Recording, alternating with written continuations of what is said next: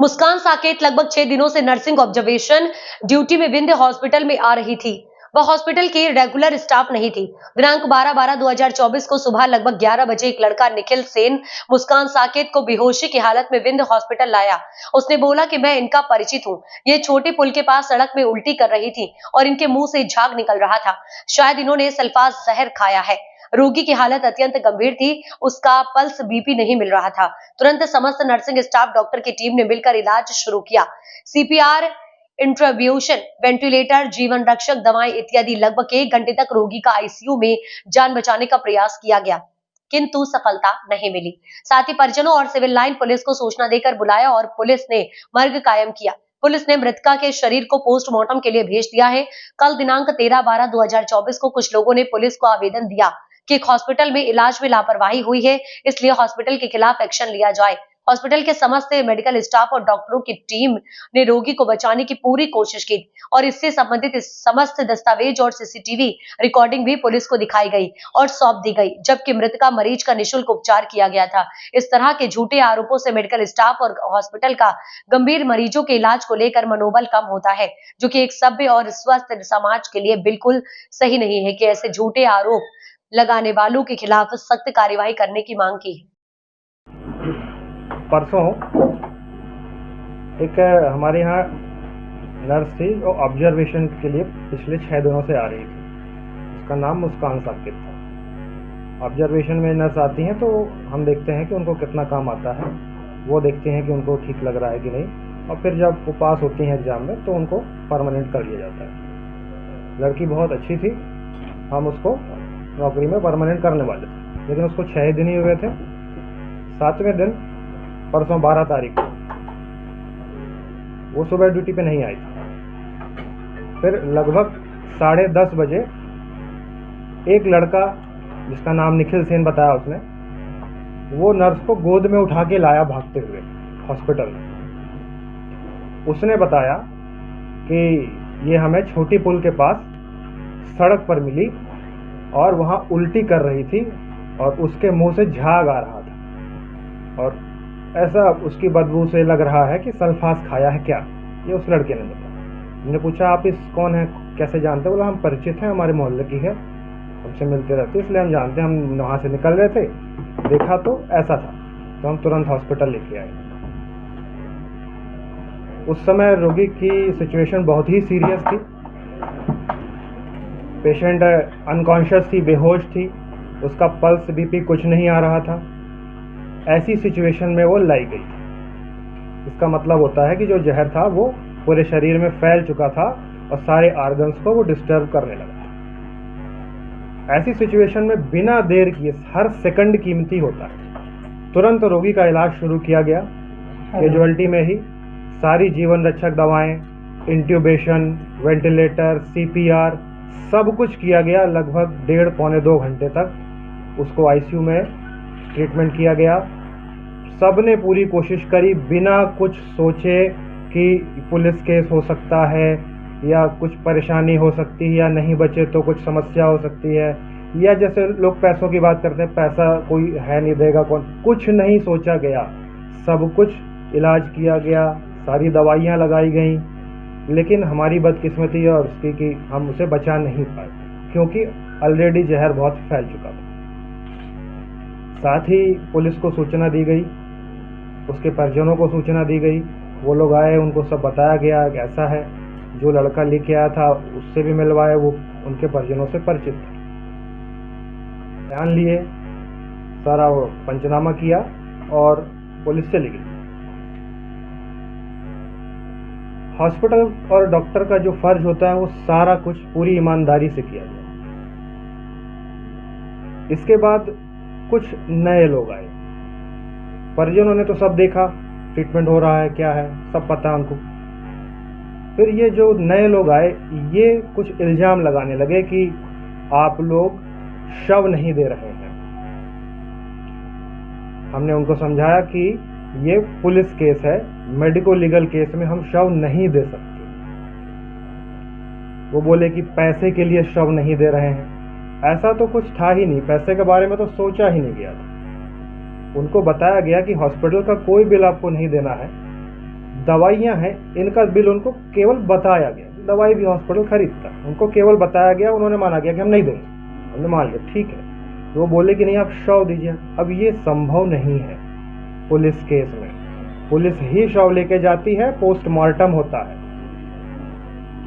इस बात पे उन लोगों ने हंगामा किया कि आप शव नहीं दे रहे, हम उसको उनको समझाए, फिर पुलिस आई, फिर वो पुलिस शव लेके गई, उन्होंने वहाँ पोस्टमार्टम कराया, उसकी रिपोर्ट 1-2 दिन में आ जाएगी। फिर अगले दिन कुछ मीडिया क्लिप से हमें पता चलता है कि कुछ और लोग इकट्ठा होके पुलिस ऑफिस गए और वहाँ वो इल्ज़ाम लगाते हैं कि ये हॉस्पिटल की साजिश है। समझ रहे हैं? वो क्या बोलते हैं कि ये हॉस्पिटल की साजिश है, हॉस्पिटल के खिलाफ एक्शन ले, हॉस्पिटल कुछ छिपा रहा है। जबकि जिस दिन डेथ हुई उसी दिन शाम को पुलिस और परिजनों को साथ में बैठा के सारी सीसीटीवी फुटेज दिखाई गई। सीसीटीवी फुटेज में सब कुछ क्लियर दिख रहा है, वो हम आप लोग को भी दिखाएंगे। सब कुछ क्लियर दिख रहा है कि कैसे वो लड़का उसको गोद में बेहोश उठा के लाया, लाते ही विदिन सेकंड्स उसका ट्रीटमेंट शुरू हुआ। जो ऐसी इमरजेंसी सिचुएशन में बेस्ट पॉसिबल ट्रीटमेंट होना चाहिए वो सेकंडों में शुरू किया गया। हमारे मेडिसिन के डॉक्टर दिनकर भी वहीं थे, पूरे स्टाफ ने पूरी मेहनत करी, सीपीआर किया, इंट्यूबेशन किया, सब जो हो सकता है। ये सब उन्हें बताने के साथ साथ सीसीटीवी में दिखाया गया, सब दिख रहा है उसमें। उसके बावजूद अगले दिन वो पुलिस में शिकायत करने जाते हैं कि ये हॉस्पिटल की साजिश। ये कैसे? तो ये परिजन नहीं कर रहे हैं, ये कुछ नेता हैं जिनका नाम मुझे नहीं पता, लेकिन वो उस आप लोगों की मीडिया क्लिप में दिख रहे हैं, वो ऐसी बातें कर रहे हैं। बातें क्या होना चाहिए? बातें ये होना चाहिए कि भाई उसने जहर क्यों खाया, या उसे किसी ने जहर खिलाया, कारण क्या था है? मीडिया क्लिप में जो लड़का लाया वो भी बयान दे रहा है, जो मैं बोल रहा हूँ वो आपकी क्लिप में है। वो बोल रहा है कि हमको वहां छुट्टी पुल में रोड के किनारे ऐसी सिचुएशन में उल्टी करते मिली, झाग निकल रहा है ना, वो लड़का क्लिप में बोल। साजिश कर रहा है, क्या लगता है किस चीज को लेकर साजिश कर रहा है? क्या कुछ व्यवसायिक दुश्मनी है, किस चीज को लेकर? ये मैं बताता हूँ, पूरी बात तो मुझे नहीं पता, लेकिन उस क्लिप में जो 3-4 लोग दिख रहे हैं, इसमें एक पुरानी घटना भी है। कुछ महीनों पहले एक नर्स और थी जिसको कि ब्रेन हेमरेज हुआ था हॉस्पिटल में, ठीक है, ड्यूटी के दौरान। सुबह की बात है, वो लगभग 12 बजे के आसपास। उसका तुरंत सीटी स्कैन किया गया, वो भी यंग लड़की थी, 21-22 साल की। सीटी स्कैन में उसको ब्रेन हेमरेज, अपन नहीं सोचते कभी कि 21-22 साल में किसी को ब्रेन हेमरेज हो, उसमें न्यूरो सर्जरी की जरूरत पड़ती है। न्यूरो सर्जन हमारे यहाँ सुबह 12-1 बजे कोई नहीं था। न्यूरो सर्जन हमारे यहाँ हॉस्पिटल में नहीं है। मेडिकल कॉलेज में 6 न्यूरो सर्जन है। हमने परिजनों को समझाया, वो समझे और वो मेडिकल कॉलेज लेके गए क्योंकि उसको अर्जेंट सर्जरी की जरूरत थी। उस केस में भी वही जो 3-4 लोग हैं, जो नेता हैं, उन्होंने बाद में इल्जाम लगाया, लोगों को भड़काया कि हॉस्पिटल ने इलाज नहीं किया। इलाज में देरी हुई इसलिए उस नर्स की तबीयत खराब हुई। अब समझिए वो क्या बता रहे हैं और क्या छिपा रहे हैं। ये सुबह की बात थी, 12-1 के बीच में उसका सीटी स्कैन हुआ। सीटी स्कैन में आता है ब्रेन हेमरेज। तुरंत ही उसको न्यूरो सर्जरी डिपार्टमेंट में शिफ्ट किया गया, जिससे कि उसका जल्दी इलाज हो। न्यूरो सर्जन था नहीं, न्यूरो सर्जरी डिपार्टमेंट नहीं है यहाँ। वो केवल 3 घंटे के आसपास जिस समय उसको तकलीफ हुई और सीटी स्कैन हुआ। क्यों भेजा गया? कि उसकी जल्दी से सर्जरी हो जाए, उसका इलाज हो जाए। उसकी सर्जरी कब हुई? वो आज दोपहर में गई और उसकी सर्जरी अगले दिन रात को 10-11 बजे हुई। के लिए वहाँ संजय गांधी भी छोड़ गए हैं और वहाँ छोड़ के भाग गए। ये आरोप झूठा है, क्योंकि आप जानते हैं कि शहर में कितने न्यूरो सर्जन हैं और वो सारे मेडिकल कॉलेज या सुपर स्पेशलिटी में हैं। 12-1 बजे कैसे कोई प्राइवेट हॉस्पिटल में आ सकता है? आप जानते हैं संभव नहीं है, ये खुद गलत है। प्राइवेट ही काम कर रहे हैं, लेकिन मेडिकल कॉलेज के टाइम में नहीं आ सकते हो, और हम बुलाएंगे तो उसमें हम गलत होंगे। आपके हॉस्पिटल में न्यूरोसर्जन नहीं है, ये हमने उनको बताया, वो मान के हमारी बातों से वो गए। हम साथ में, हमारा पूरा स्टाफ गया छोड़ा। परिजनों ने बयान दिया था कि आप लोग पैसों के लिए उनको यहाँ छोड़ के भाग गए। हाँ, यही झूठा है। सच्चाई जो मैं बता रहा हूँ, आप हमसे समझिए कि सच्चाई क्या है। सच्चाई ये है कि न्यूरोसर्जन नहीं था। न्यूरोसर्जरी न्यूरोसर्जन करेगा, न्यूरोसर्जन तो सारे मेडिकल कॉलेज में है। और इसमें भागना क्या होता है? इसमें तो ये है कि भाई हॉस्पिटल ही ना ले गए, वहाँ न्यूरोसर्जन ही है। स्टाफ नर्स थी, क्या आपने उनकी आर्थिक मदद की थी क्या? हमने उनकी पूरी मदद की। उस समय आप समझिए कि वो, उसकी तबीयत क्यों खराब हुई। वो कह रहे हैं ना कि लेट हुआ इसलिए तबीयत खराब हुई। लेट कैसे हुआ? आप ये देखिए, आज दोपहर में 2 बजे लगभग वो पहुंच गई मेडिकल कॉलेज, और उसकी सर्जरी हुई अगले दिन रात को 10-11 बजे। समझ रहे हैं? चलिए, डिले इस मामले में वहां भी लेट क्यों हुआ? क्योंकि उसका हीमोग्लोबिन बहुत कम था। उसका हीमोग्लोबिन केवल 6-7 के बीच था। न्यूरोसर्जरी ऐसे केस में 6-7 हीमोग्लोबिन पे बहुत रिस्की होता है। अब उसका ब्लड ग्रुप निगेटिव था। निगेटिव ब्लड ग्रुप ऐसी बदकिस्मती कि उस समय शहर में उसका मिल ही नहीं रहा था। आपके यहाँ तो ब्लड बैंक भी है, उसमें भी नहीं था। हमारे 2 स्टाफ का मैच किया नेगेटिव, हमने उनको भेजा और उन्होंने दिया। स्टाफ ने पूरी मदद करी, हमने मदद करी।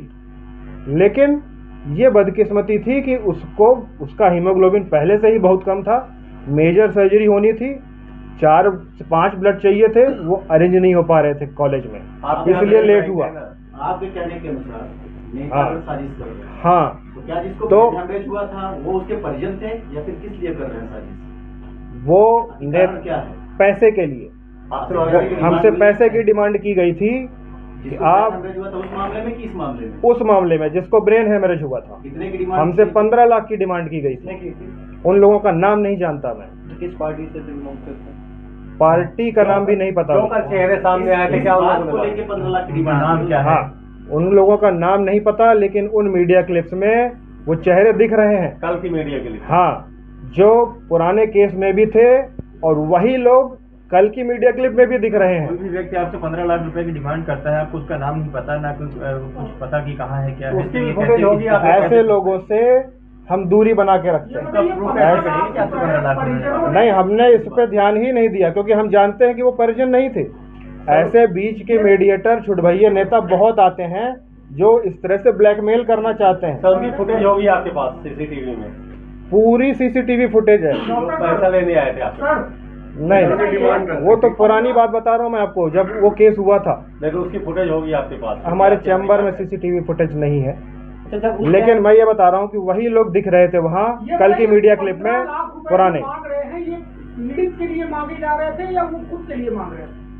ये मैं कैसे बता सकता हूँ, लेकिन वो क्या करते उस पैसे का, बट वो ये बोलने आए थे कि हम आपका ये केस दबा देंगे, आप पैसे दो, पैसे नहीं दोगे तो हम आपके खिलाफ ये कराएंगे वो कराएंगे।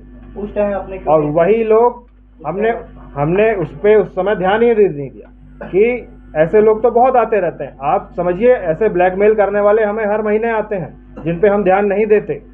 अच्छा, आप भी सारी चीजें जानते हैं। कल वाले मामले में हाँ, नाम पता है आपको? मीडिएटर कौन था कल वाले मामले में? जब वो उसको लेके आए थे, आपने पुलिस को सूचना क्यों नहीं दी थी? हमने पुलिस को सूचना दी है।